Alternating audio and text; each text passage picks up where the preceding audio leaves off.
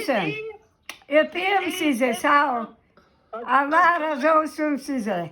Kamerayı yüzüne az, kamerayı Teşekkür yüzüne getir. ederim. İyisiniz değil mi? İyi, iyi. Sen nasılsın? İyi İyiyim, misin? ben de iyiyim şükür. Size gördüm, daha iyi oldum. Sağ ol. Kurban olurum Öpüyorum ben sizi, sana. sağ ol. Nereden Allah- arıyormuş? Allah razı olsun size. Teyzem bir şeye ihtiyacım Güzel var mı? geceler hayırlı olsun. Babaannem ne diyor bak sana? Ha? Ne diyor bak? Ne Senin diyor? bir şeye ihtiyacın var mı? İstediğin bir şey var mı? Ne diyor? İstediğin bir şey var mı diyor. Arzun.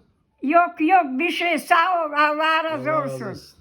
Biz senin Sizi seviyorum. Size seviyorum çok. Oh, kurban olurum. Biz de Sağ ol. seni Biz de seni çok seviyoruz. Hep seni Çok izliyoruz. teşekkür ederim. Her şeyine Allah razı bakıyoruz. olsun size. Sen çok güzelsin. Allah sana uzun uzun ömürler versin. Teşekkür Amin amin ederim. amin. Allah razı olsun.